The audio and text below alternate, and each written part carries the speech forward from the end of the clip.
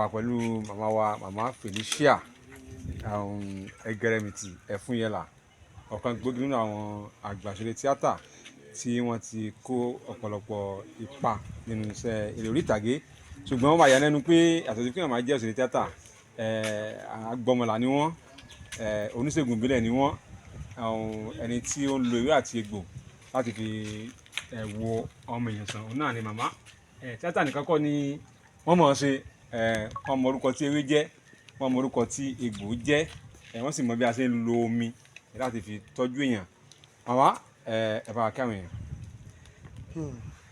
Ẹ kúrọ̀lẹ́, ẹ káàsán, ẹ káàárọ̀ gbogbo ẹ̀yin olólùfẹ́ mi. Ojú yín ò ní fọ́ o, etí yín ò sì ní dì, ayé ò ní kọ̀hún yín. Màmá, ẹ̀yin ni olùdásílẹ̀ àti aláṣẹ iléeṣẹ́ Pèmísí Corner Tradomedical Health Center. Kí ló fa ilé? Because tíátà ní gbogbo yẹn fi mọ̀ yín, torúkọ yín fi làmìlaka, Ẹgẹrẹmìtì Ẹfúnyẹlà. Kí ló tún wá mú Pèmísí Corner Tradomedical Health Care wá? Ṣé rí tó mú Pèmísí Corner Tradomedical Care wá? Ìrìn àjò ni àti ní tá a bá ń lé. Iṣẹ́ bàbá mi ni. Oníṣẹ́ ìṣègùn. Bẹ́ẹ̀ni. Téèyàn bá ń gbé nǹkan bọ̀ gan-an, tó o bá dúró ń tà ń bẹ̀ tí wọn ò tí ì rí ọ, ìyẹn bàbá tó bí bàbá mi. Tó o bá yọ kan lẹ̀, wọ́n sọ fún ọ pé ìtọ́ yọ ọ́ lẹ̀ nígbà tó ń bọ̀. Ọmọ wa. Ní Láfẹnwá, kí ló dé tó fi yọ ọ́ lẹ̀? Tí wọ́n wàá sọ pé ní ó wúwo jù ní ọ̀ padà lọ mú wá. Kẹ́ ẹ lè mọ bí wọ́n ṣe jẹ́. So ọ̀dọ̀ wọn lẹ ti jogún. Ọ̀dọ̀ wọn mo ti jogún. Ìgbà ọgán lẹ mo wá lọ kọ́ ọgbọ́n yẹn sí ní Abidjan. Ọdún mélòó lẹ ti kọ́? Ẹ ṣé, mo kọ́ ní Abidjan, mo kọ́ lọ́dún 7 ni mo fi kọ́. Kò dẹ̀ sáìsàn dákìrì. Gbogbo àìsàn. Wàláì. Ṣé rí a lè sọ púpọ̀ ń bẹ̀. Téèyàn bá nífẹ̀ẹ́ sàn tí ò bá tọ́jú ẹ̀, ó ṣeé ṣe kó di staff. Téèyàn bá wá ní staff tí ò bá tọ́jú ẹ̀, ó ṣeé ṣe kó di HIV. Bẹ́ẹ̀ ni, téèyàn bá ní HIV tí ò bá tọ́jú ẹ̀, ó ṣeé ṣe kó di AIDS. So láti ibìkan sí ibìkan ìpele ní. Bẹ́ẹ̀ ni o, tẹ́ ẹ bá rí ẹlòmíì lọ́kùnrin míì tó bá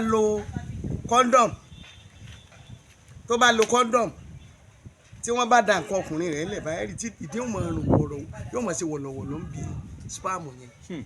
Ara nǹkan míì tó ń dà sí obìnrin lára nìyẹn. Àjẹkùtà bá lo condom tó dà sí ẹni ẹlẹ́ni lára. Bẹ́ẹ̀ ni, ó di wàhálà nìyẹn o. Ó di wàhálà nìyẹn o. Ó di kó mọ̀ ọ̀ràn. Só ti yé? Àwọn ò láǹtọ́jú éèdì o àti tọ́jú HIV. Tèmi ṣàlàyé ni o. Àwọn bíi àtọ̀sí, àtọ̀gbẹ. Agbára Ọlọ́run ó kà. Agbára Ọlọ́run ó kà.